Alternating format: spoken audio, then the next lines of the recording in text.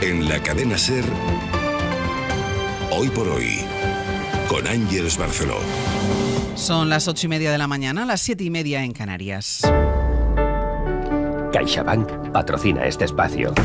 Tiempo para el análisis, tiempo para el abierto en esta mañana primaveral de martes. Cristina Monge, ¿qué tal? Muy buenos días. ¡Viva la primavera! Elena Pisonero, muy buenos días. Buenos días, Ángel. Y en Radio Barcelona, Nacho Corredor, muy buenos días. Buenos días. Enseguida vamos con la campaña catalana porque va consumiendo sus últimos días antes de las elecciones del domingo que viene. Nos está esperando ya para contestar a nuestras preguntas el candidato presidente de la Generalitat y candidato de Esquerra Republicana de Cataluña, Pere Aragonés, pero me van a permitir porque la noticia desde esta madrugada sigue estando en la Franja de Gaza, sigue estando en ese paso de Rafah, recuerden, esa ciudad a donde Israel mandó hacinar a 1,5 millones de gazatíes huyendo de la barbarie que se estaba produciendo de norte a sur. Ayer a esta misma hora les contábamos, y lo hacíamos con un testimonio de alguien que intentaba salir de ahí, les contábamos cómo Israel pedía a los que estaban en Rafah que abandonaran ese enclave, que volvieran otra vez hacia el norte.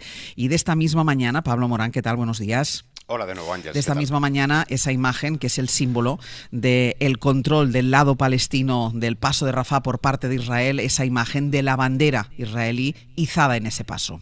Exacto, es el símbolo hasta el momento de esta primera incursión de Israel en Rafah. Una de las unidades del ejército ha llegado al paso fronterizo con Egipto, ha derribado la bandera palestina que ondaba en el enclave con uno de sus tanques y han izado la suya. Todo después de una madrugada de bombardeos incesantes sobre el sur de la Franja de Gaza que dejan una veintena de muertos, incluidos mujeres y niños, y puede que más, porque se busca a víctimas entre los escombros de las viviendas alcanzadas por los proyectiles israelíes. El gabinete de guerra de Netanyahu decidía anoche por unanimidad seguir adelante con esta incursión y lo hacía a pesar de tener sobre la mesa una nueva propuesta de alto el fuego diseñada por Egipto que sí acepta Hamás. Es una propuesta que plantea un alto el fuego por fases de 42 días cada una y que plantea como objetivo final la retirada de las tropas israelíes de Gaza y el fin del bloqueo total que pesa sobre la franja desde hace 17 años, desde 2007.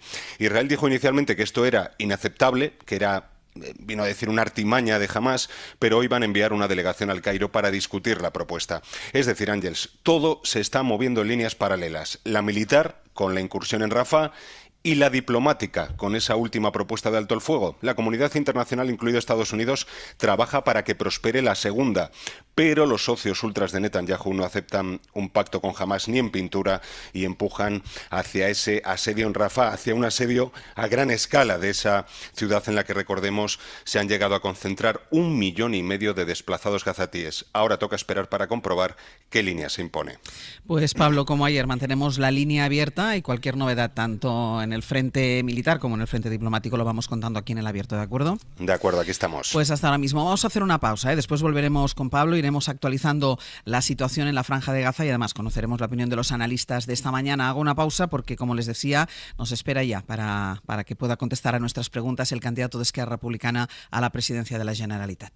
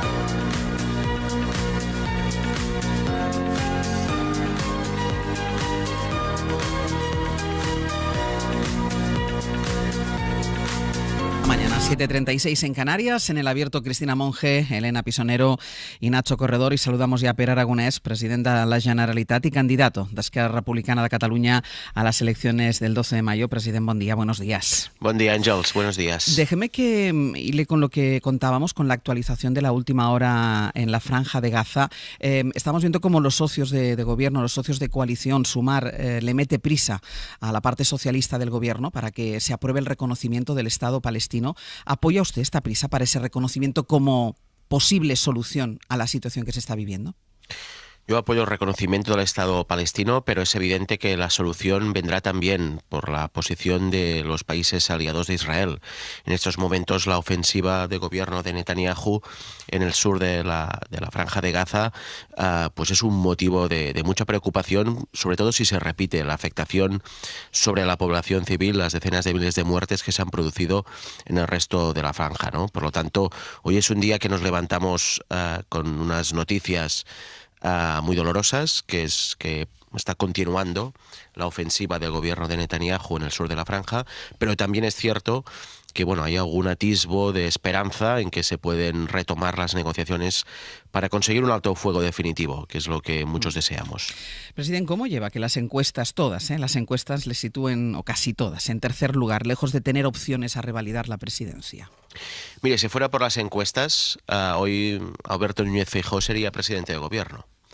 Al final deciden los ciudadanos, van a decir este domingo, y quedan unos días por delante en los que estoy convencido que muchísimas personas que aún no han decidido su voto a favor de Esquerra Republicana lo van a hacer, porque somos también la fuerza política que puede agrupar los votos de izquierdas en Cataluña, no solo por nuestro nombre y nuestra trayectoria, sino sobre todo por nuestras propuestas y nuestras acciones. Limitar los precios del alquiler, la tasa de paro más baja de los últimos 16 años en Cataluña, y propuestas para fortalecer el estado del bienestar y para fortalecer también la lengua catalana y la vivienda en Cataluña. Depende usted de los indecisos, entonces.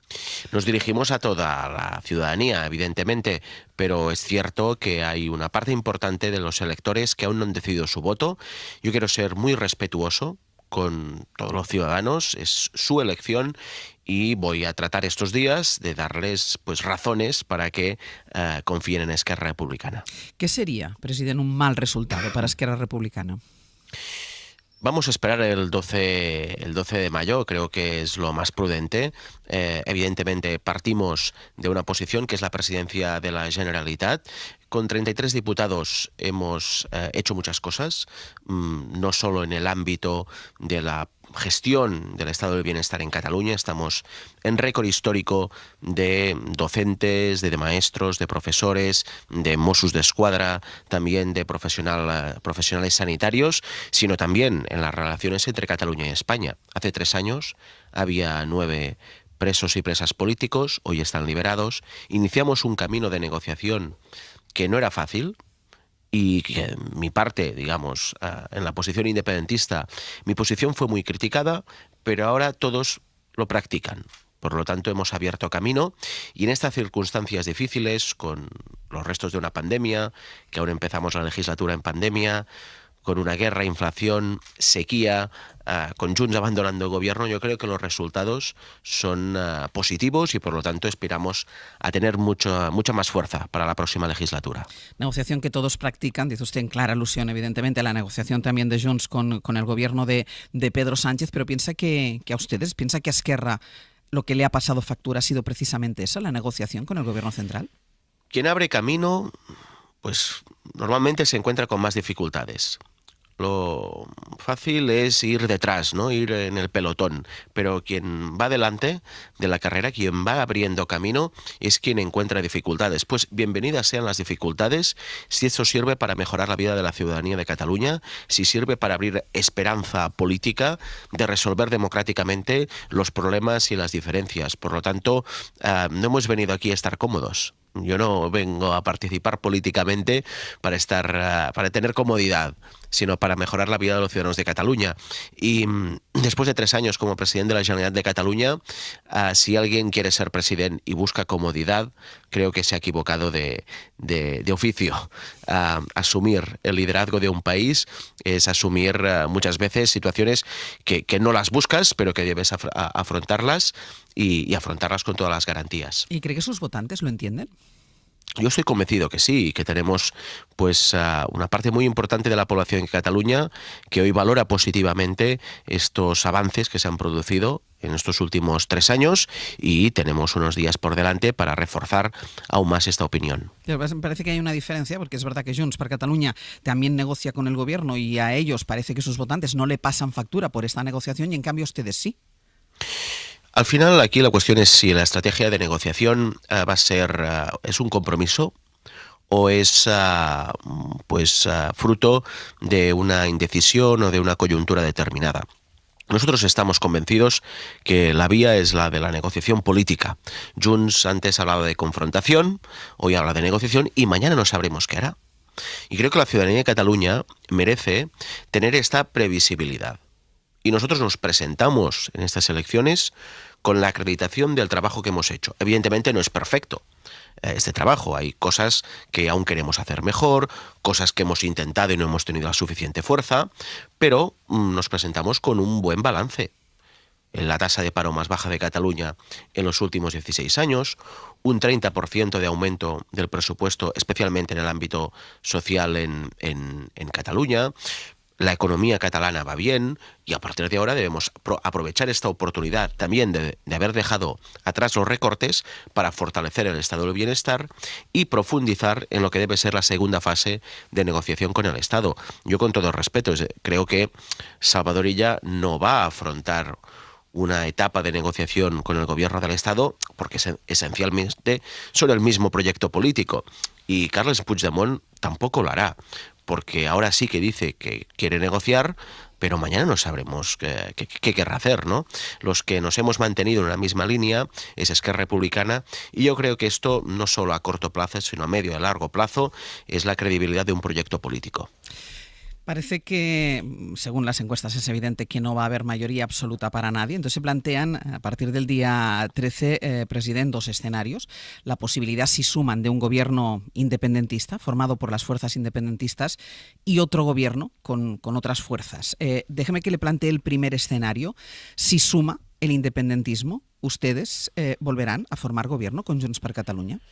Mire, en las últimas elecciones generales, Pedro Sánchez dijo que nunca habría amnistía y Carles Puigdemont que nunca apoyaría a Pedro Sánchez. Y después de las elecciones, pues todos hicieron lo contrario de lo que habían dicho. Yo creo que esto es una forma de hacer política que debemos dejar atrás. Y la mejor manera de dejarlo atrás es hablar de propuestas. Y yo me he marcado 3 objetivos para la próxima legislatura, que son los 3 objetivos que creo que Cataluña tiene por delante. En primer lugar, resolver el conflicto entre Cataluña y el Estado de una forma democrática, sentando las bases para que la ciudadanía de Cataluña se pueda pronunciar en un referéndum, en una consulta, sobre el modelo de relación con el Estado. Yo voy a defender la independencia. Soy independentista y creo que todo el mundo lo sabe. El segundo objetivo, resolver el déficit de financiación de Cataluña con una financiación singular, con un cupo catalán, si me permiten la simplificación, que permita pues que los impuestos que pagamos los ciudadanos de Cataluña reviertan en los servicios públicos de Cataluña. Y en tercer lugar, fortalecer el estado del bienestar y la lengua catalana. Si hablamos de propuestas, es más fácil construir consensos.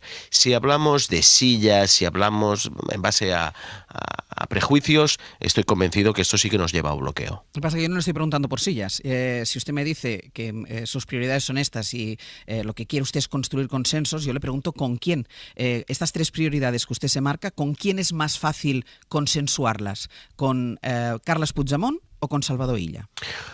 Con quien esté dispuesto a asumirlas. De hecho, tan importante es el contenido como las formas y la credibilidad a la hora de llegar a acuerdos.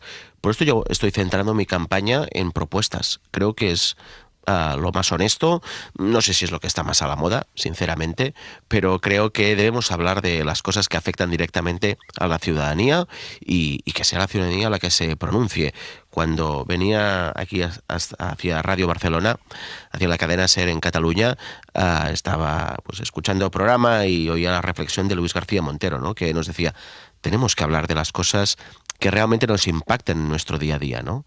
Y yo estoy basando mi campaña en esto, no en a quién voy a pedirle el voto para volver a ser presidente, sino en base a propuestas. Y será en base a propuestas con las que vamos a construir unas mayorías. Pero ¿sabe qué pasa? Que para que estas propuestas se hagan realidad, se tienen que poder llevar a cabo. Y para que se puedan llevar a cabo tiene que haber un gobierno. Entonces, por eso mi pregunta es, ¿con quién las llevaría usted a cabo? Usted conoce perfectamente a Junts per Catalunya, usted ha gobernado con Junts per Catalunya y usted conoce perfectamente el Partido de los Socialistas de Cataluña porque usted negocia con el Partido Socialista. Mi pregunta es, ¿con quién está más cerca? Es decir, en caso de que usted tenga la llave, como parece que va a tener Esquerra, si suma el independentismo, ¿usted daría el gobierno de la Generalitat a Carles Puigdemont? Nosotros vamos a poner estas condiciones encima de la mesa y yo voy a trabajar para que me den apoyo a mí como presidente de la Generalitat de Cataluña. Esquerra no nos presentamos como con vocación de muleta. Tenemos 93 años de historia, ningún caso de corrupción, hemos defendido siempre los mismos ejes de nuestro programa político y nos presentamos para continuar liderando la Generalitat. Cuanto más fuerte sea Esquerra Republicana, más vamos a asegurar que estos tres objetivos, referéndum, financiación, estado del bienestar y lengua catalana, pues salgan fortalecidos de cara a la próxima legislatura. Y yo voy a hacer un gobierno en base a propuestas. Y veremos a partir del 12 de mayo quiénes son los que están más cerca de estas propuestas. Tienen que decirlo ellos, qué es lo que opinan sobre pues lo que creo que debe hacer Cataluña en los próximos 4 años. Una línea roja para un gobierno de un bloque independentista sería la entrada de Alianza Catalana. Donde esté Alianza Catalana, ¿puede estar también Esquerra Republicana de Cataluña? Es que Alianza Catalana no es independentista. Bueno. Ellos pueden decirlo, pero trabajan en contra de la independencia de Cataluña. Un país diverso, plural, en su composición, desde los orígenes de la ciudadanía, pero también de las formas de vivir y de pensar, como es Cataluña, solo se puede plantear su futuro, y yo quiero que sea un futuro, como Estado independiente, si hay un mínimo de cohesión social. Si consideras que hay una parte de tus conciudadanos que deben ser expulsados, no puedes plantear ningún proyecto colectivo. De hecho, Alianza Catalana es el mejor camino hacia la derrota de Cataluña.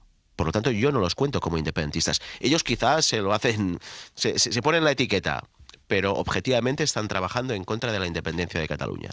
Se lo he preguntado directamente, me gustaría que me respondiera directamente. Nada de nada. ¿Ustedes no estarán en un bloque en el que esté Alianza Catalana? Nada. Con la ultraderecha, nada. Tenga la bandera que tenga la bandera española o quieran ponerse la bandera de Cataluña o la estelada. La ultraderecha, la extrema derecha es extrema derecha en Cataluña, en Soria, en Francia o en Roma. ¿No está cerrado en banda a un apoyo a Salvador Illa como presidente de la Generalitat? ¿Dependería de la negociación? Yo vuelvo a insistir, debe ser un camino de propuestas. Y yo voy a poner las propuestas encima de la mesa. Y lo voy a hacer con la vocación de salir reelegido presidente de la Generalitat de Cataluña. Y por lo tanto, el 12 de mayo primero hablará la ciudadanía y a partir de aquí voy a intentar recabar todos los apoyos posibles, porque creo que quien se dirige a una parte más grande de la ciudadanía de Cataluña es mi proyecto político. Y lo digo con toda la modestia, pero debo reconocerlo también. En Cataluña hay una parte muy importante, mayoritaria de la población, que quiere políticas progresistas. Pero también es cierto que hay una parte también mayoritaria en Cataluña que quiere una defensa del autogobierno de Cataluña, quiere una defensa del derecho a decidir de Cataluña, de la lengua catalana. Durante muchos años se nos hacía escoger entre defender unas políticas progresistas o defender el catalanismo, defender pues una visión de país, de libertad para Cataluña. Es que Republicana unimos las dos cosas, por lo tanto nos dirigimos a una mayoría de la población y ya que me hablaba de encuestas, pues las encuestas indican que somos el partido que tiene más frontera con otros electorados porque nos dirigimos a una mayoría de la ciudadanía de Cataluña y esto nos sitúa en la posición de ser los que podemos lograr acuerdos y yo lo he hecho esta legislatura. He hecho acuerdos con todos los partidos políticos excepto con la extrema derecha y con Ciudadanos y PP. Con el resto, con todos hemos llegado a acuerdos. Es decir, que usted podría llegar a un acuerdo con el Partido Socialista. ¿Podríamos ver una reedición de un tripartito, por ejemplo? Yo creo que hoy está muy lejos el Partido Socialista de Cataluña de aquel Partido Socialista, por ejemplo, del presidente Maragall, que era un Partido Socialista catalanista que defendía la lengua y el autogobierno de Cataluña. Hoy el Partido Socialista de Cataluña es el Partido Socialista menos catalanista de su historia, pero es que además es el Partido Socialista que está más a la derecha de su historia. Yo no sé cómo, bueno, que se pongan el nombre que quieran, pero decir Partido Socialista a un partido que está en contra de limitar el alquiler de temporada, que está en contra de limitar los precios del alquiler en Cataluña, que quiere desarrollar infraestructuras de cemento obviando el cambio climático. Vaya, no creo que sea el modelo de partido de izquierdas que la gente realmente progresista quiera. Le veo entonces muy lejos de un posible acuerdo con el Partido de los Socialistas. Tanto el Partido Socialista como Junts han estado lejos de la ambición que defendemos desde Esquerra Republicana. Yo espero que el 12 de mayo nuestro proyecto salga fortalecido y a partir de aquí pues tener una posibilidad de articular una amplia mayoría en el Parlamento de Cataluña, sobre todo para hacer lo que necesita Cataluña para los próximos 4 años, que es continuar con la negociación política y sentar las bases de un referéndum en Cataluña. En segundo lugar, la financiación catalana que permita acabar con el déficit fiscal y, en tercer lugar, reforzar el estado del bienestar y la lengua catalana. Nosotros vamos a articular mayorías en base a las propuestas, no en base a las etiquetas de los partidos. ¿Utilizará Esquerra la fuerza de sus diputados en Madrid para intentar que los socialistas compren, entre otras cosas, por ejemplo, establecer condiciones para un referéndum? ¿Puede ser moneda de cambio en Madrid? Yo no lo veo como una moneda de cambio, en el sentido de que nuestro proyecto político lo defendemos en todas las cámaras, en el Parlamento de Cataluña y en el Congreso de los Diputados también. Por lo tanto, cuando nosotros defendemos un referéndum, lo defendemos en el Parlamento y en el Congreso de los Diputados. No fragmentamos nuestro discurso dependiendo de en qué parlamento estemos, ¿no? Por lo tanto, el proyecto político lo vamos a defender en todos los ámbitos. Yo lo que aspiro tener es una mayoría de apoyos en el Parlamento de Cataluña y es donde se decide el presidente de la Generalitat de Cataluña, en el Parlamento de Cataluña. Pero, presidente, ¿usted cree que el referéndum, incluso la cuestión identitaria, está entre las prioridades de los catalanes? Y se lo digo porque también en todas las encuestas, ya que hacemos referencia a ellos, las prioridades de los catalanes siempre están más en cuestiones sobre el bienestar, la educación, la sanidad, la sequía, ahora le preguntaré por ella. Usted pone como primera condición, no sé si me las ha enumerado en orden de importancia, pero me pone el referéndum. ¿Usted cree que la mayoría de los catalanes están en eso? Todas son igual de importantes y todas están entrelazadas una con la otra. Es decir, no podemos aspirar a tener una sanidad que tenga el nivel de inversión en sanidad por Producto Interior Bruto de la media europea si no acabamos con el déficit fiscal que está padeciendo Cataluña. No podemos aspirar a poder hacer frente a las desigualdades, por ejemplo, mejorando las condiciones laborales de los trabajadores en Cataluña, si no tenemos las herramientas para decidirlo. Por lo tanto, es tan importante las herramientas que tienes para decidir, por lo tanto, la soberanía, como qué orientación quieres dar a utilizar estas herramientas. Para mí, el hecho de la soberanía de Cataluña, la independencia de Cataluña, no se puede separar de un proyecto social y progresista avanzado. Y a la vez, para llevar a cabo políticas progresistas avanzadas en Cataluña, o tienes el poder, tienes la soberanía, tienes la independencia y tienes los recursos, o realmente vas a estar muy limitado. Hemos mejorado mucho en los últimos 3 años. Hemos acabado con los recortes, pero no es suficiente. Cataluña merece mucho más. Le preguntaba antes por Madrid, por el vaso comunicante con la política en Cataluña y la política en Madrid. ¿Usted ve a Pedro Sánchez fuerte después del episodio, de la reflexión? ¿Ve a un Pedro Sánchez fuerte para agotar la legislatura? Yo sinceramente creo que hemos asistido a una maniobra política que se le ha visto el plumero, es decir, intentando utilizar la empatía que todos podemos transmitir a quien recibe los ataques de la ultraderecha para un beneficio político personal. Y ha servido para que no se hablara del caso Koldo. Ya nadie habla del caso Koldo.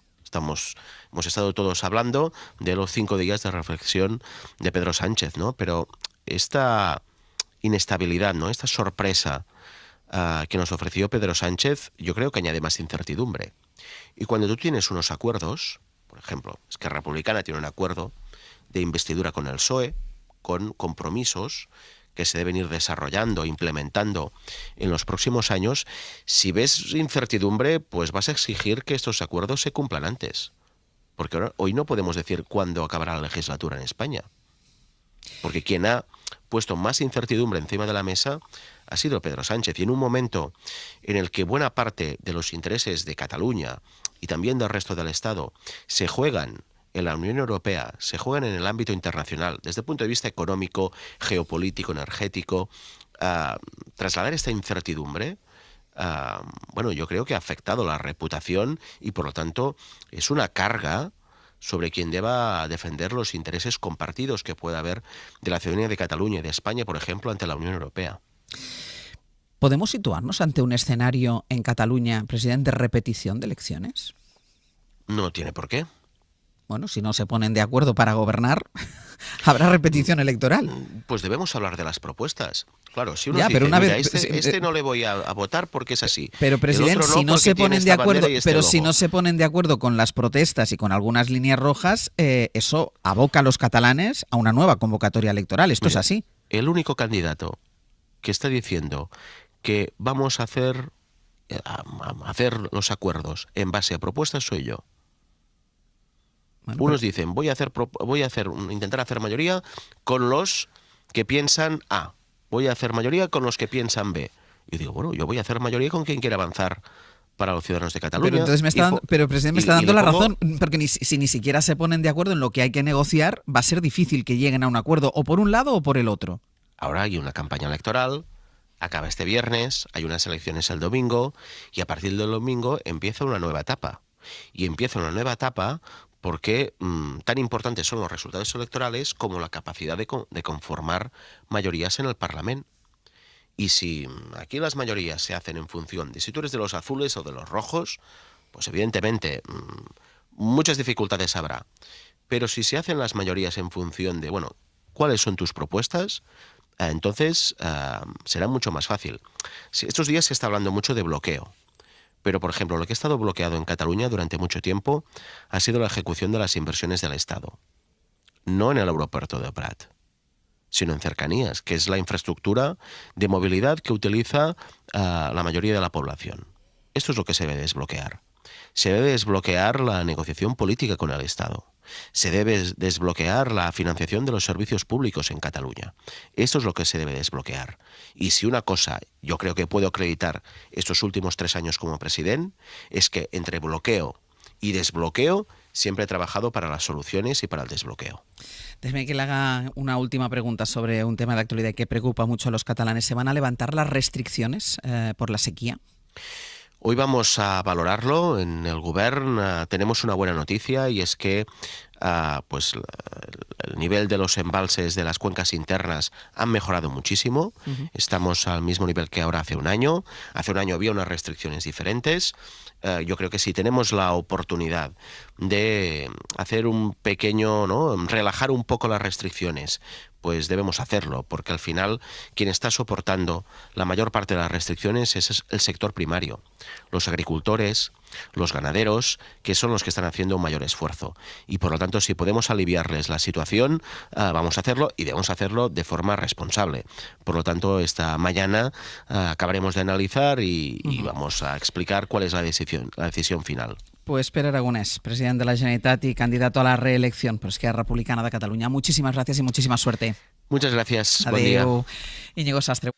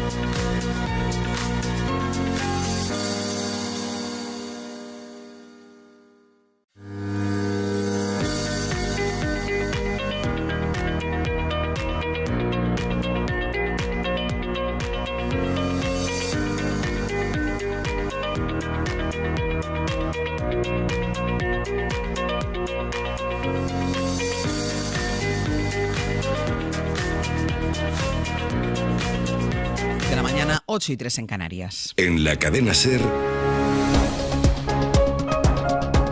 Hoy por Hoy, con Ángeles Barceló.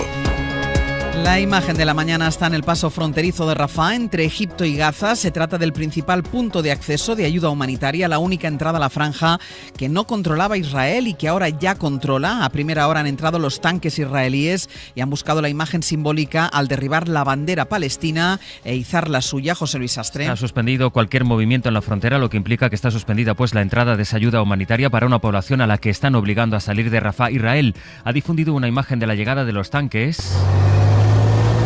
Los bombardeos de esta madrugada han dejado una veintena de muertos. Nos decía Javier Ruiz esta mañana que estaba empezando a subir el precio del petróleo. Están abriendo ahora los mercados, donde vamos a comprobar no solo la evolución del crudo, sino en el parqué español cómo reacciona la bolsa al hecho de que el Sabadell rechazara la oferta del BBVA. Javier. Sí, los mercados están poniendo precio a todas las últimas horas. Precio del petróleo. Había vivido efectivamente una caída considerable. La semana pasada, cuando se empezaba a negociar la tregua, vivía su mayor caída en 3 meses, un 7%. A esta hora, con el mercado abierto, el crudo está subiendo muy suavemente, un 0,2%, no es una subida brusca, pero sí es muy brusco el cambio de tendencia, de bajar a subir. Bolsa y banca. Ahora mismo el BBVA disparado en bolsa, los mercados están leyendo, no va a tener que pagar por el Sabadell, tiene gana tiempo, así que un 1,5% arriba y está tirando de todos los grandes bancos, también el Santander está subiendo un 1%. A cambio, parados ahora mismo los bancos pequeños a la espera. De momento no se mueve el Sabadell. Por esa invasión de Israel en Gaza y protestas en varias universidades españolas en marcha, en Valencia, en Euskadi, también en Cataluña. Vamos en directo a Barcelona. Carles Couso, buen día. Hola, buen día. Pues sí, casi 100 estudiantes han pasado la noche en la Universidad de Barcelona para protestar y pedir a las universidades catalanas y del país que rompan relaciones con las universidades de Israel y también con las empresas y con el gobierno. También piden al gobierno catalán y al español que rompan relaciones con el gobierno de Netanyahu, y la previsión es que van a pasar más noches aquí hasta que haya alguna respuesta de los rectores o de los gobiernos. La política está en lo que nos acaba de decir en Hoy por Hoy el candidato de Esquerra, presidente de la Generalitat, Pere Aragonès, que deja abiertas todas las opciones de pacto postelectoral. Solo se cierra a una fórmula que incluye a los ultras de Alianza Catalana. Entre Junts y el PSC, dice Aragonès que elegirá en función de quien esté más cerca de sus propuestas, entre ellas el referéndum, aunque parecía alejar la posibilidad de un nuevo tripartito. Yo creo que hoy está muy lejos el Partido Socialista de Cataluña de aquel Partido Socialista, por ejemplo, del presidente Maragall, que era un Partido Socialista catalanista que defendía la lengua y el autogobierno de Cataluña. Hoy el Partido Socialista de Cataluña es el Partido Socialista menos catalanista de su historia, pero es que además es el Partido Socialista que está más a la derecha de su historia. Y de los deportes, Sampe, esta noche se resuelve en París la primera de las semifinales de la Champions. Paris Saint-Germain, Borussia Dortmund, Parque de los Príncipes. A partir de las 9 de la noche llegan los alemanes, ligera ventaja por el 1-0 de la ida en Alemania, y viajan los lesionados Durán Billy Bessenbaini, pese a que no pueden jugar. En los parisinos, Luis Enrique tiene bajas, las de Kimpembe y Lucas Hernández. La previa del partido en Carrusel Deportivo desde las 9 menos 10 por ser más. También se resuelve una de las eliminatorias de cuartos de la Euroliga, 8:15 de la tarde. Panathinaikos, Maccabi llegan empatados a 2 al quinto y definitivo partido por un puesto en la Final Four.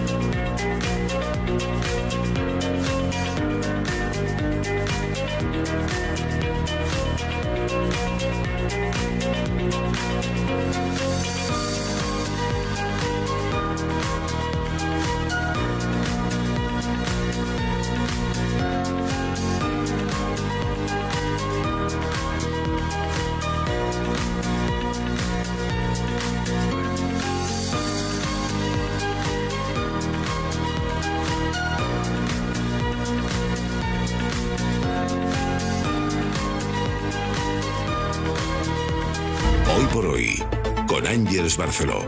9:10 de la mañana, 8:10 en Canarias. En el abierto, Cristina Monge, Elena Pisonero y Nacho Corredor, que van a poder hablar ahora sobre las elecciones en Cataluña. Pero antes, déjenme que salude a Xavi Abello, nuestro compañero de Radio Barcelona. Xavi, ¿qué tal? Buen día. Buen día, Àngels. Porque más allá de las respuestas que nos ha dado el candidato de Esquerra Republicana y presidente de la Generalitat y cómo se ha escurrido de la posibilidad de que definiera algo sobre posibles pactos postelectorales, hoy es el día después de las últimas encuestas que se han podido publicar y cómo la están digiriendo el resto de partidos. Sí, pues hemos escuchado a Pere Aragonès diciendo que él no quiere ser muleta de nadie, pero lo que han hecho tanto el PSC como Junts, que están por delante en estas encuestas, es incrementar las llamadas al voto útil. Puigdemont ha asegurado que un voto a Junts vale doble porque es la única opción independentista que puede competir contra ella y porque también es la única, dice, que incomoda al gobierno. Probablement som l'únic vot que pot provocar un mal de panxa a Madrid. I val perquè allà on han d'estar preocupats estiguin preocupats i amb raó. Creará algún dolor de barriga y preocupación en Madrid. Mientras ella también ha subido el tono contra Puigdemont, le acusa de querer seguir separando a los catalanes. El candidato socialista dice que se presentará la investidura sí o sí y que se plantea incluso un gobierno en solitario. Lo clave es que haya estabilidad y esto se puede hacer con un gobierno en minoría que tenga los apoyos parlamentarios que le proporcionen justamente esa estabilidad. Los comunes, sin embargo, creen que deben estar sí o sí en un supuesto gobierno progresista y temen que los otros partidos puedan jugar con una repetición electoral. Jessica Albiach. Per nosaltres un bon resultat és que Catalunya tinga un govern progressista. Espero que ningú cometi la irresponsabilitat de portar-nos a una repetició electoral. Albiach lo ve una irresponsabilidad. Por parte del PP, ayer entró en campaña Isabel Díaz Ayuso, reiterando el mensaje que para nada el PSC puede ser una alternativa al independentismo. Desde luego no es la esperanza del constitucionalismo moderado, es ese caballo de Troya del independentismo xenófobo y frentista. Cuando estaba en las horas más bajas, ya han hecho con el independentismo multiplicarlo por 7 votos, no hay derecho. Por cierto, que el PP decidió llevar a Ayuso en la Plaza Artos de Barcelona, un lugar emblemático para la extrema derecha. Xavi, gracias. Buen día. Venga, pues ahora sí, ahora os dejo que habléis, que analicemos la situación, el punto en el que se encuentra después de conocer ayer todas las últimas encuestas, que evidentemente no dan mayoría absoluta a nadie, que sitúa como primera fuerza, como viene siendo tendencia desde el inicio, al Partit dels Socialistes de Cataluña, un fuerte arreón de Junts per Catalunya y esa tercera plaza para Esquerra, que le convierte en la llave y que él tiene que decidir si los independentistas suman, si da el apoyo a Carles Puigdemont, y si no suman, pues un gobierno de izquierdas, o la parte identitaria o la parte ideológica. Nacho. Bueno, yo si tuviera que hacer la contracrónica de la entrevista, titularía con la frase: quien abre caminos se encuentra con dificultades, bienvenidas sean las dificultades. Se lo pueden decir a Pere Aragonès, probablemente también se lo puedan decir a Pedro Sánchez, porque es una obviedad que el Partido Socialista y el Partido Socialista de Cataluña en particular y Esquerra Republicana, desde dos visiones distintas del país, desde el independentismo y desde aquellos que defendemos también una visión compartida de España, pues han promovido una evolución en la crisis institucional que estaba instalada durante una década en nuestro país. Es verdad que Aragonès es más previsible que su partido. Él reclamaba su previsibilidad, ¿no? Y yo creo que él tiene determinados atributos positivos que probablemente contrastan, y hay un debate vivo incluso en su formación política, con la naturaleza de su propio partido.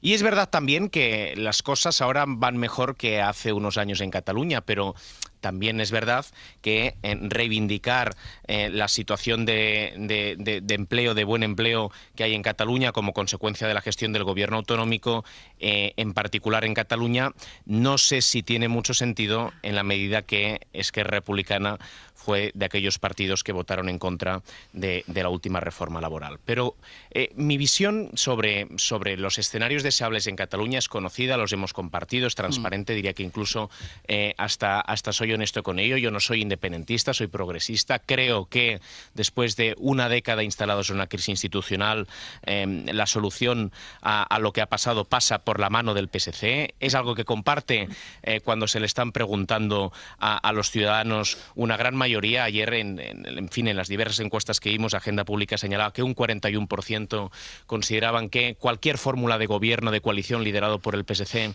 podía ser un buen escenario. Y yo señalaría, por acabar esta primera disección, un escenario que creo que va a formar parte de la ecuación a partir del lunes, que es un altamente hoy poco mencionado e improbable gobierno de concentración nacional, transversal, que incorpore a los tres principales partidos y que, con una lógica de generar una transición hacia un nuevo escenario, Salvador Illa se ponga sobre la mesa la posibilidad de liderar un gobierno que incorpore tanto a Esquerra como a Junts, con una lógica de superar lo que él mismo denomina una década perdida. Elena. Bueno, no sé, yo eso no lo veo mucho, pero yo creo que fácil la no lo situación veo, yo no tampoco. lo veo fácil, no. No sé qué es lo que veis fácil en Cataluña. Nada, no, la repetición electoral. Lo más fácil es la repetición electoral. Efectivamente. Acordaros de esta hipótesis dentro de unas semanas. No, pues nada, te veremos ahí urdiendo, abriendo caminos. Te invitaremos a algo. Eso espero. Abriendo camino, corredor va a ser el que lo sufra. Bueno, no, yo creo que la realidad catalana efectivamente es muy, muy compleja, en la que se cruzan distintos ejes de valoración, ¿no? Decía Ángels que al final hay una dicotomía entre progresismo o identidad. El presidente Pere Aragonés justo decía que la única opción que combina las dos es RC. Es verdad que también en los sondeos se destacaba, y si no Cristina me corrige, que la segunda opción de casi todos es RC, por lo cual consolida esa posición de transversalidad. Creo que eso tiene un cierto mérito, pero igual que va a pasar con el PSC, ganas las elecciones y no gobiernas, ¿no? Ya creo que esto es muy endemoniado, que al final el voto, que se ejerce en las urnas, no se va a trasladar en proporción a un resultado en términos de gobernabilidad. Y esto es muy, muy complejo, efectivamente, pero hay otra conclusión que yo haría, por meter aquí un poco más de presión en la olla, que es el hecho de que no se da por cerrado, desde luego, el conflicto, y que, al revés, una de las banderas más importantes que se están levantando en la campaña electoral es que esto no ha hecho más que empezar y que va a ser no un punto y aparte, como querría el presidente del gobierno español, sino un punto y seguido, y para coger carrera, ¿no? Porque ya están hablando,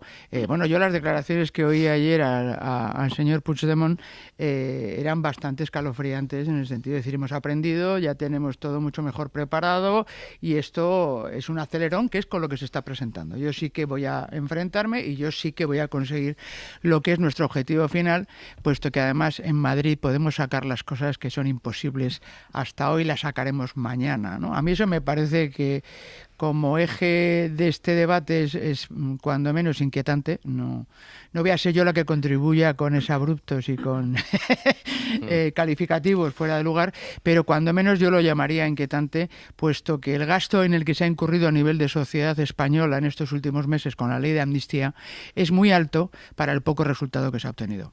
Sí. Desde los momentos álgidos del procés, desde el otoño, invierno del 17 hasta ahora, han pasado muchísimas cosas. Ha pasado una pandemia, están pasando varias guerras, un momento político muy convulso en la política española, y probablemente corramos el riesgo de caer en el espejismo, de dar por hecho que el procés se ha terminado. Y justamente yo creo que la pregunta que se le formula a la sociedad catalana este 12 de mayo es efectivamente si el procés se ha terminado o si estamos viviendo una etapa de la cola del procés. Y digo esto porque cuando vamos mirando los números y vas viendo la subida importante, ¿no?, de Junts en los últimos días, o vas viendo que Esquerra pierde apoyos pero mantiene un suelo y, como bien decía Elena, sigue siendo segunda opción para muchos votantes, todo eso frente a la buena posición que los sondeos le dan al PSC, pues efectivamente podemos pensar que quedan muchos rescoldos todavía vivos, ¿no?, de lo que fue aquello. Yo creo que esa es la pregunta que se está haciendo la sociedad catalana y que el día 12 de mayo vamos a saber la respuesta, ¿no? La frase que decía Nacho, quien abre caminos se encuentra con más dificultades, y creo que la hemos apuntado todas, ¿no? A mí me ha sonado a la frase que previsiblemente Pere Aragonés dirá la noche del 12 de mayo a eso de las 11 de la noche cuando salga a reaccionar ante los resultados electorales, ¿no? Me ha sonado tenemos preparado un discurso para justificar, pues efectivamente, por qué unos resultados que a priori son peores de los que se podría suponer. Ahora bien, escuchándole, viendo las 3 propuestas que pone encima de la mesa, conociendo la trayectoria de Esquerra Republicana, yo tengo la sensación de que en estos momentos Esquerra se quiere situar en un punto que pueda justificar la incorporación a un ejecutivo tanto liderado por el PSC, a un tripartito de izquierdas, como a un posible ejecutivo de ámbito independentista, siempre y cuando los números den de tal manera que no sea imprescindible el apoyo de Alianza Catalana. No hemos hablado de eso. Los números no dan según las encuestas. Claro, pero ¿qué pasa con la Alianza Catalana? Porque no es lo mismo, la encuesta de ayer de 40DB para El País y la SER les daba entre 1 y 3. Claro, no es lo mismo 1 que 3, porque además la aritmética cambia mucho, y si es 1, ¿dónde van los otros 2? Es decir, allí hay 2-3 diputados que pueden ser claves a la hora de las sumas, ¿no? Pero tengo la sensación de que Pere Aragonés ha dejado abierto el abanico para poder en un momento determinado jugar a ambas opciones. Nacho, espera, que me voy a publicidad. Ahora a la vuelta voy contigo, que te estoy aunque estás lejos, te estoy viendo venir. Venga, pausa y seguimos.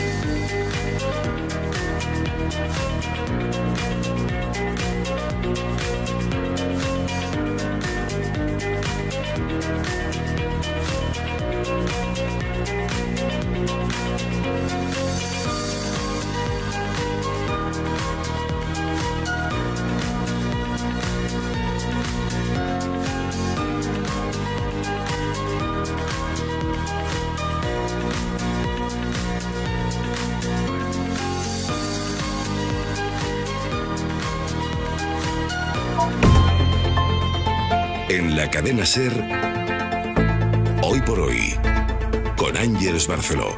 9:24 minutos de la mañana, 8:24 en Canarias. En el abierto, Cristina Monge, Elena Pisonero y Nacho Corredor, que ha estado conteniendo el aliento toda esta publicidad porque estaba cogiendo aire para intervenir. Nacho, cuando tú quieras. No, la semana pasada, cuando coincidíamos y comentamos en directo la rueda de prensa del presidente Sánchez, sí, hacíamos un repaso de, joder, cuántas cosas han pasado en la última década y eso me sirvió para hacer memoria de cosas que, en este caso, Ángeles, viví contigo durante el procés. Yo recuerdo los días clave del procés y eso me hacía pensar, en fin, dónde estamos y dónde hemos estado, ¿no?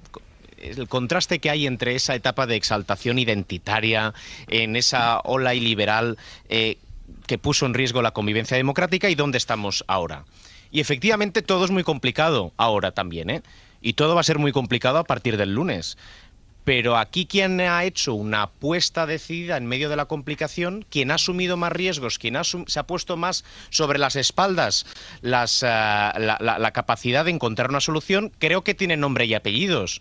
Porque, vamos, para Pedro Sánchez muy fácil no está siendo explicar por qué aprueba una ley de amnistía. Para el Partido Socialista de Cataluña, sin duda, empujar hacia esa dirección está sirviendo para estabilizar una comunidad autónoma muy importante en nuestro país. Pero el Partido Socialista ya ha tomado riesgos en un contexto muy complicado, de difícil explicación, y donde Esquerra Republicana ha tenido un papel también. Yo creo que la principal diferencia en el ámbito independentista y en el no independentista entre Esquerra Republicana y el Partido Socialista es que el Partido Socialista ha reivindicado con más orgullo lo que está haciendo que Esquerra Republicana.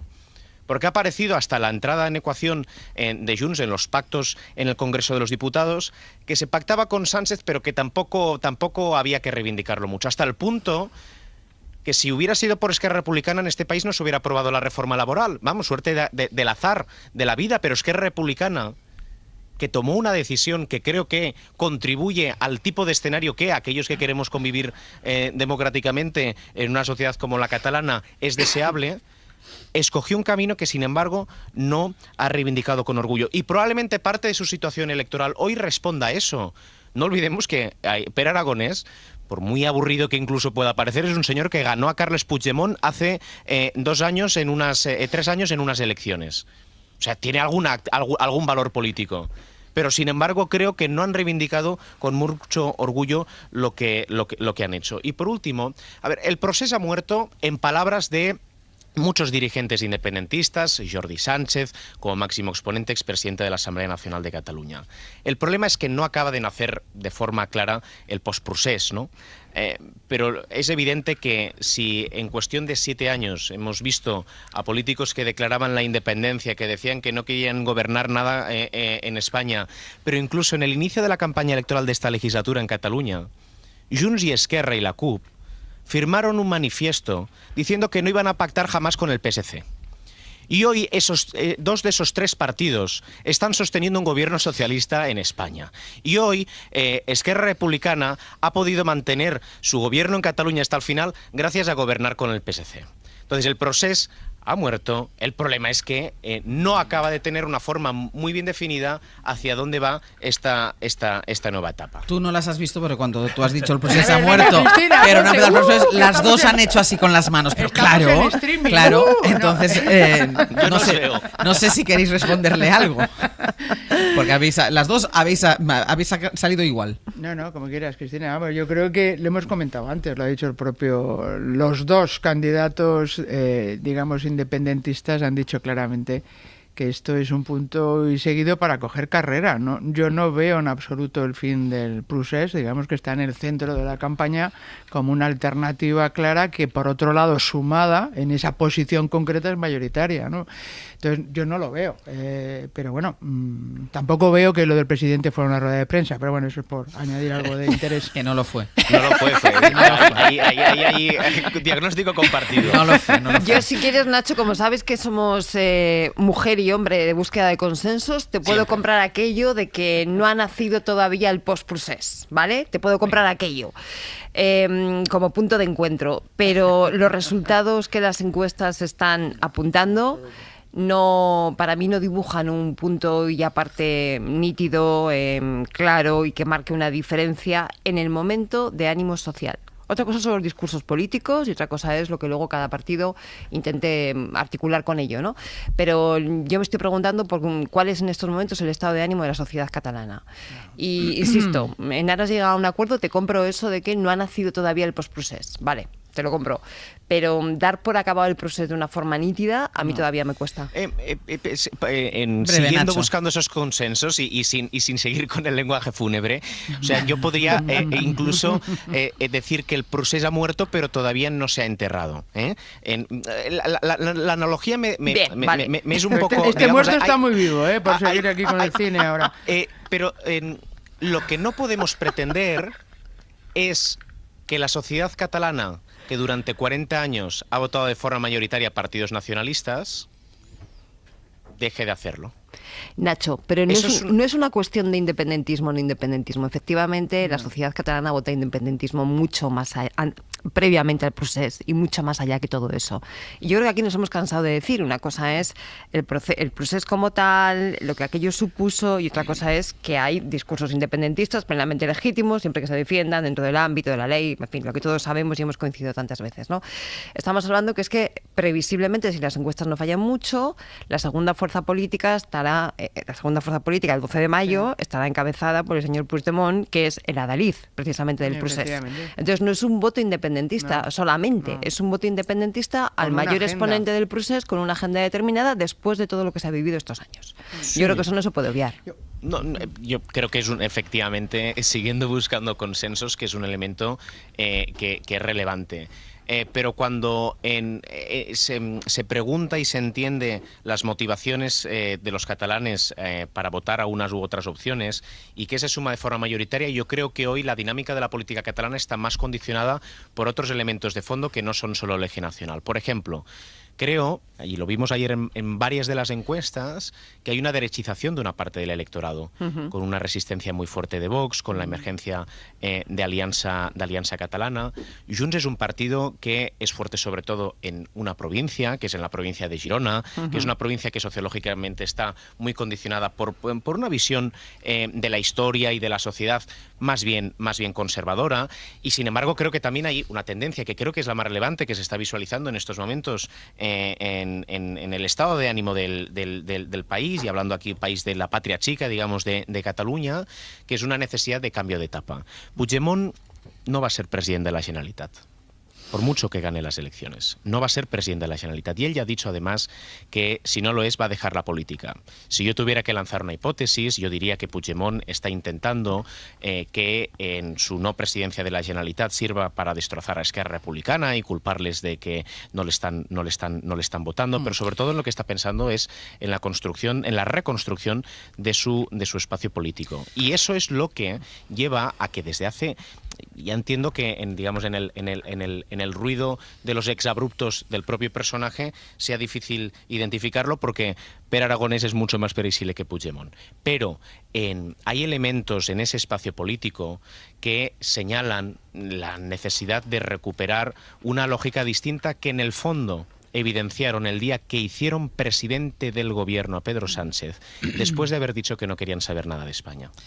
Elena, cierro contigo. Justo eso es lo que quería traer a colación de la entrevista que le ha hecho Ángels a Pere Aragonès, que es la parte de valoración de Pedro Sánchez, del presidente del gobierno, para decir que bueno, lo que ha generado es una debilidad que genera incertidumbre y que les lleva a acelerar en la consecución de su agenda. Esto nos lleva a una situación de mucha tensión después de las elecciones catalanas, en las que la respuesta está, les interesa seguir teniendo y apoyando al presidente Sánchez en Madrid, pero van a acelerar su agenda, que es con la que están yendo a las elecciones el próximo domingo. Ojo, porque efectivamente a mí me reafirma en la discusión que teníamos antes y que Cristina y yo dudábamos de que esto fuera el fin del procés. Yo creo que se acelera en una oportunidad que se puede cerrar, una ventana que se puede acabar cerrando por la propia debilidad de la coalición de gobierno en España. No dejo la política, porque quiero hablar también de una información que adelantábamos ayer por la mañana aquí en la serie, que ha tenido consecuencias.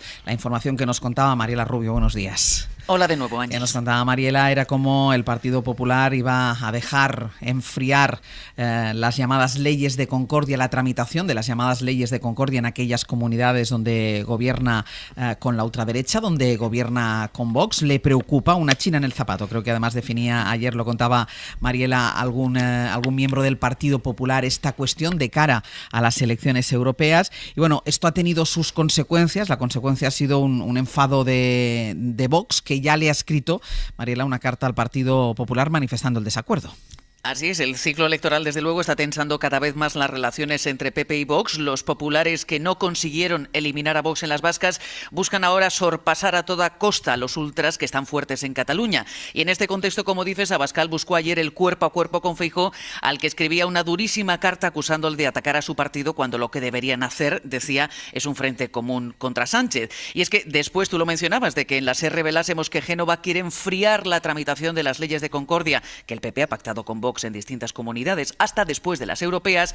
Abascal escribía enfadado a Feijóo pidiéndole que deje, es textual, de torpedear los acuerdos de gobierno en el territorio. Vox acusaba abiertamente a Génova de estar boicoteando esas leyes de concordia. Lo hacía su portavoz Antonio Fuster, a quien respondía Borja Semper. Las leyes de concordia, por ejemplo. O sea, Génova está presionando mucho, pero mucho, a los presidentes regionales para que se desmarquen o maticen los pasos que han dado, cumpliendo los acuerdos con Vox en esta materia. Que sean las propias Cortes autonómicas las que tomen sus decisiones. En cualquier caso, nosotros aspiramos a ensanchar nuestro espacio político a izquierda, derecha y centro. No competimos con una formación política ideológicamente escorada. Ideológicamente escorada, decía Borja Semper. La guerra desatada entre ambos partidos, Ángels, también se va a librar en la calle durante la precampaña europea.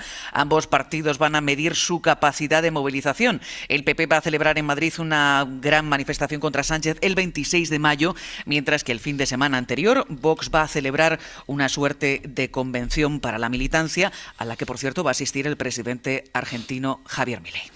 Mariela, gracias. A vosotros. Cristina, esta pugna, este pulso, este entreduelo entre Vox y el Partido Popular se salda también con una guerra de manifestaciones contra el gobierno, que es curioso, porque la manifestación de ayer es contra, ya dijeron, contra el gobierno de Pedro Sánchez, precisamente el día en el que se baten récords en cifras de afiliación a la Seguridad Social. Entonces, contra ese gobierno se manifiesta el Partido Popular. Bueno, yo creo que el Partido Popular ha hecho una buena lectura de los resultados del 23J y creo que acierta cuando se da cuenta de que fueron esos pactos precipitados con Vox en muchas comunidades autónomas los que finalmente evitaron que diera la suma en la que pudiera gobernar la derecha con la ultraderecha. Por eso en estos momentos meten un frenazo en esas leyes de concordia y piden a los líderes autonómicos que bajen el pistón con el tema, ¿no? Que relajen el asunto, por lo menos hasta después del 9 de junio, ¿no? Pero claro, es curioso cómo se plantea esto, hasta después del 9 de junio. O sea, es muy evidente que es una estrategia electoral, sabiendo que a partir del 9 de junio los acuerdos con Vox pueden seguir por su cuenta, ¿no? La reacción de Vox, por supuesto, no se ha hecho esperar, están compitiendo y, por lo tanto, esa acción-reacción. El hecho de convocar esa manifestación justo cuando empieza la campaña electoral de las europeas, la fecha simplemente ya la convierte en un acto de campaña electoral. Todo el mundo tiene derecho a convocar manifestaciones y a llamar a la gente a salir a la calle de forma pacífica y a pelear contra lo que sea. Ahora bien, conviene definir por qué llamas a la gente para manifestarse. ¿Para manifestarse contra un gobierno? Así, sin más. Sí. Lo digo también porque tiene un riesgo, O sea, si esa movilización no es lo masiva que sus convocantes entiendo que están esperando, que quiere decir que tampoco tienen tanto respaldo, es una jugada arriesgada. Otra cosa es que consigas encontrar un motivo concreto, pero yo creo que esto forma parte de un juego de patada para arriba en términos futbolísticos, ¿no? O sea, de una oposición muy de trazo grueso, que es la que viene haciendo el Partido Popular en los últimos años, yo creo, que hemos estado viendo, y aquí lo hemos comentado muchas veces, que más allá, o sea, en lugar de ir al detalle, de ir a lo concreto de cada cuestión a la que se oponen, hacen una enmienda a la totalidad. Y eso evita que se haga una buena oposición. Una buena oposición necesita concretar cuál es el aspecto al que se opone, por qué ¿Y qué plantea? Y oposición, Cristina, desde las instituciones, que no es incompatible con la calle, no es incompatible, pero estaba recordando yo esta mañana, lo dijo el ministro de Economía, Carlos Cuerpo, dijo: en los meses que llevo yo al frente del Departamento de Economía no me han preguntado nada sobre economía. El otro día estuvo aquí la ministra de Trabajo, Yolanda Díaz, y nos dijo: han dejado de preguntarme sobre empleo, sobre prácticamente nada. A mí prácticamente en las sesiones de control ya no me preguntan. Es decir, la oposición en la calle, muy bien, pero no tiene que ser incompatible con la oposición en las instituciones sobre las cuestiones concretas, que es lo que ha abandonado el Partido Popular. Pero es que fíjate, Ángel, los dos temas que estás planteando, economía y empleo, son temas que tradicionalmente han sido patrimonio del ámbito conservador y sin embargo lo han abandonado ante la evidencia efectivamente de buenos datos. Y esto que yo estoy segurísima, que escarbando en los datos y escarbando en las políticas concretas encontrarían motivos para hacer oposición, porque seguro que hay elementos criticables. Y eso es lo que os echa en falta de la oposición del Partido Popular hoy. Elena. Me está señalando aquí con el dedo Ángel. No, ¿qué me vais a contar? ¿Qué me vais a contar yo como economista? Efectivamente he hecho en falta este debate, que además es realmente importante en un momento de cara a las elecciones europeas, desde luego, de conformación de cuál es el modelo económico que queremos para mantener la sociedad europea que deseamos, ¿no?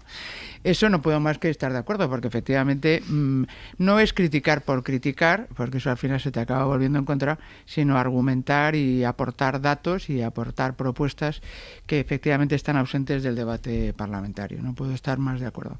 En cuanto al otro tema de las alianzas con Vox, yo creo que efectivamente el PP tiene, en ese afán que decía Samper de ensanchar su base electoral, tiene pendiente gestionar una relación con un partido en el que además efectivamente comparte gobierno en muchas comunidades autónomas, ¿no? Yo creo que, es evidente que no es fácil de gestionar, es evidente que fue un coste importante las alianzas que se produjeron antes del 23J, es evidente, pero eso es una asignatura pendiente. Yo creo que debe clarificar en esa aspiración a ser un partido de gobierno, que lo es, pero digamos con mucho mayor probabilidad de gobernar, el definir determinadas líneas estructuradas y claves que le permitan avanzar en una relación que no está siendo nada fácil con Vox, ¿no? El tema de la memoria, pues es un tema que hay que poner sobre la mesa, hay que clarificar, y no es una mera táctica electoral de un día para otro. Esto es una cuestión de fondo en la que, como muchas veces se ha dicho, el PP tiene que construir un discurso de futuro, y eso es lo que echamos en falta muchos, y desde luego en el ámbito económico en particular. Nacho. Sí, mira, en el año 2012, cuando salí por las calles de Barcelona el 11 de septiembre, la verdad es que me sorprendí mucho de lo que vi, y me sorprendían mucho las manifestaciones. A estas alturas de mi vida ya las movilizaciones no tienen un efecto, Nacho, muy sorprendente. Lo que te queda por vivir. Muy sorprendente en mí. Sí, me quedará por vivir. Espero que a vosotras también, por cierto. Sí, ya sabes que Kissinger y nosotras ya estamos... Ha sonado eso de y que tú lo veas. Eso es. Lo que quiero decir es que que las manifestaciones a mí no me sorprenden desde hace tiempo. Eso es la idea que quería transmitir. La movilización en sí misma puede expresar cosas, movimientos de fondo, corrientes de fondo, pero puede también simplemente evidenciar la capacidad de organización de una estructura para evidenciar que tiene gente alrededor. En fin, yo que a veces organizo actos, lo importante en un acto es siempre que la sala sea pequeña para que parezca que haya mucha gente, con lo cual a mí las movilizaciones no me sorprenden. Quería lanzar esa idea porque comparto un comentario que no sé si lo hacía Cristina o Ángels, de que no es compatible la institución con la movilización, y yo lo comparto también, pero... No es incompatible. Que no es incompatible, sí. Pero teniendo en cuenta lo que en la última década se ha visto no solo en nuestro país, sino en todo el mundo, y por parte de quien capitalizar determinadas formas de hacer política, pues yo cada vez soy un liberal más clásico, que me siento muy cómodo en la institucionalidad. Sobre todo en un contexto, porque esas manifestaciones van a preceder las elecciones europeas y el inicio de la campaña de las elecciones europeas, porque para mí lo relevante de lo que puede pasar en esas semanas tiene que ver con la composición institucional del Parlamento Europeo. Y tiene que ver con si von der Leyen, como ya ha insinuado, no va a tener ningún problema en pactar con algunos partidos de extrema derecha para mantenerse al frente de la Comisión. Y tiene que ver con la fortaleza que tenga la socialdemocracia, que no pasa por su mejor momento en casi ningún país de Europa, salvo en España, que es donde podría, de hecho, el PP español y el PSOE podrían liderar sus delegaciones respectivamente de sus familias europeas. Para mí eso es relevante, y que haya una amenaza reaccionaria, que se quiera, digamos, tapar incluso el escenario que es relevante en las elecciones europeas con una movilización, pues insisto, a mí es que no me sorprende, y he de decir que desde que vi la vía catalana, que fue desde Cadaqués hasta la frontera con Valencia, una cadena humana, pues ver mucha gente me provoca mucho entusiasmo y me emociona incluso a veces, pero desde luego políticamente no me condiciona en el análisis que tengo que hacer de la realidad y de mis preferencias. Elena. Sí, no, yo creo que además en estos días he escrito mucho al hilo de los días de reflexión del presidente del Gobierno, de esa desintermediación de la política en la que no se va a las instituciones para comentar cuestiones de tanto calado como puede ser pues una cierta crisis en torno a lo que es la presidencia del Gobierno en un entorno de crispación, etcétera, ¿no? Hablabas de las manifestaciones y me estaba acordando de la manifestación de Ferraz. En fin, yo creo que tenemos que intentar canalizar la vida pública, y Cristina lo dice muchas veces, ¿no? La esfera, el debate, lo tenemos que canalizar en torno a instituciones que permitan efectivamente garantizar unos mínimos de transparencia y de credibilidad de lo que estamos discutiendo, ¿no? Porque si desintermediamos y vamos por la línea directa, ¿no? Con esta vuelta a la política epistolar, yo creo que ha habido en todos los lados, ¿no? Porque la carta de Vox de ayer, pues también de unido, ¿no? Como diríais.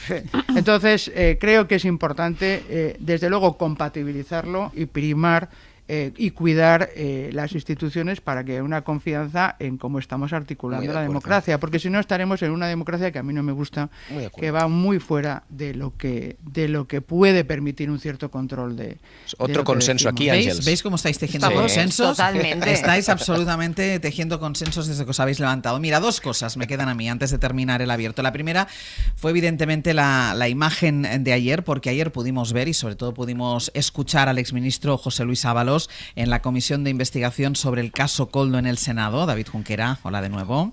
Hola. Habló de todo, pero lo negó todo. Ni siquiera cree que exista realmente una trama corrupta vinculada a su exasesor Koldo García. Dice que ya solo le queda confiar en la justicia.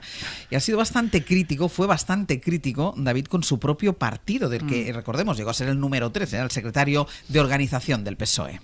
Ni caso Koldo, ni caso PSOE, ni mucho menos caso Ábalos. Para el exministro el caso es que no hay caso. Yo no tengo claro que haya habido ninguna trama. Piensa y desea Ábalos que todo esto va a terminar en nada, reconoce su buena relación con Koldo, pero niega que participara de sus negocios ni que conociera su enriquecimiento. Es más, él considera que en su ministerio las compras de mascarillas se hicieron bien. Me parecía una experiencia de éxito. Yo solo sé que no ha habido ningún quebranto al ministerio. Ninguno. Lo que sí se ha quebrado es su relación con el PSOE, que cree que lo utilizó como cebo cuando la actualidad se puso depredadora. Y en ese contexto, de este ruido, pues de pedir carnaza, pues se suelta, en este caso, lo más barato que era yo. Avisa, no obstante, va a vender cara a su militancia. En cuanto a la suspensión de militancia, pues en fin, pues no estoy nada de acuerdo y lo recurriré. Y le deja mensajito a Santos Cerdán, el hombre que le empujó al abismo del grupo mixto. Se habían saltado las normas del partido. Yo, al respecto, tengo que decir que a mí no me parece ningún mérito decir eso. Ábalos cree que está solo. He tenido tantas decepciones en los últimos tiempos que parece que estoy coleccionando decepciones, pero bueno. Por eso lamenta, solo le queda confiar en la justicia. Le preguntaron Junquera a Ábalos por lo que fue a hacer ese famoso viaje al aeropuerto de Barajas cuando pasó por España la vicepresidenta de Venezuela, Delcy Rodríguez, y él dice que fue precisamente para evitar que pisase suelo español. Ha sido, Ángels, el momento de la comparecencia en el que Ábalos ha dejado de ser tan Ábalos, ha dejado de estar en su salsa y aún así ha defendido que él aterrizó en la pista de Barajas con una idea, parar a Delcy. Y mi objetivo es que no entrara en España, y eso es lo que conseguí. Defiende el exministro que acudió allí con Koldo, a petición de la titular de Exteriores, González Laya, y que hasta Pedro Sánchez alabó su labor. Yo había atendido una misión diplomática y con éxito. Reconoce, pero no explica, la presencia del empresario Aldama esa noche en Barajas y lo que niega tajantemente es que hubiera trasiego de maletas. Lo califica de bulo. ¿De qué las llenamos? ¿De oro, cocaína, dólares? Esas 40 maletas son introducidas en un vehículo. Bueno, todos tenemos coche o nuestro papá, nuestros amigos. Sabemos los maleteros cuántas maletas caben en un vehículo. Por más que el PP o Vox lo intentaron, Ábalos no salió de ahí y, por cierto, los populares no preguntaron por Begoña Gómez a pesar de que en la víspera habían anunciado que lo harían. David, gracias. Siempre a vosotros. Hasta luego, Ábalos, siendo Ábalos. Y es verdad que las comisiones de control están pasando, yo creo, bastante más desapercibidas. Mucho ruido tenían que hacer en plenas campañas, sí, y la verdad es que están pasando mucho más desapercibidas. Y lo último, ahora sí, antes de terminar el abierto, bueno, terminaremos con el avance de contenidos, pero antes de terminar esta parte informativa, Pablo Morano, hola de nuevo. Hola, Ángeles, ¿qué tal? La actualización de la situación en ese paso fronterizo de Rafah, el paso fronterizo entre la Franja y Egipto, que ya controla Israel desde esta mañana. Exacto, por recopilar, pues siguen abiertas las dos líneas que describíamos al inicio del abierto, Ángeles, la militar y la diplomática. La militar, con esa incursión del ejército israelí en Rafah, iniciada anoche, los tanques han llegado a ese paso fronterizo con Egipto y han tomado el control del enclave con un acto simbólico. Han derribado la bandera palestina y han izado la suya. Esto es importante porque ha paralizado la poca ayuda humanitaria que entraba por ese paso. Israel dice que estaba siendo aprovechado con fines terroristas, pero el caso es que la entrada de ayuda humanitaria está bloqueada en estos momentos, con lo que eso supone para la población palestina, tal y como acaba de advertir la UNRWA. Y en paralelo sigue abierta la vía diplomática. Estamos a la espera de que la delegación israelí llegue a Egipto hoy para discutir la última propuesta de alto el fuego que ayer aceptó Hamás y que Israel considera inaceptable. En cualquier caso, se abre a negociarlo. Todo esto hoy, justo cuando se cumplen 7 meses de guerra en Gaza y la cifra total de víctimas roza ya los 35.000 muertos palestinos. Pablo, muchísimas gracias. A ti, hasta muy luego. Pendientes pues de lo que sucede en ese paso de Rafah ya con la bandera israelí izada y también lo que pueda suceder, y eso es realmente importante, en esas negociaciones para una posible tregua en la franja después de que ayer Hamás aceptara las condiciones, a la espera a ver de qué hace Israel. Una pausa y seguimos.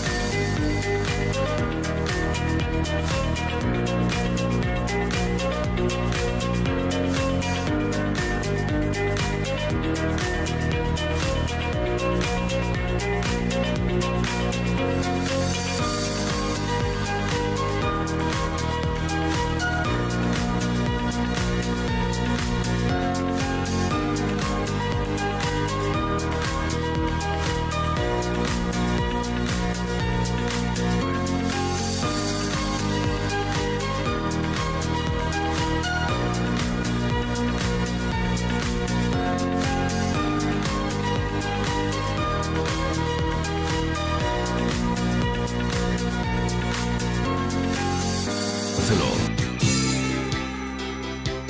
Cadena SER. 100 años de radio. Un libro quedará abierto, una carta sin escribir, de un árbol caerá una hoja y yo me alejaré de ti, allí quedará mi silla.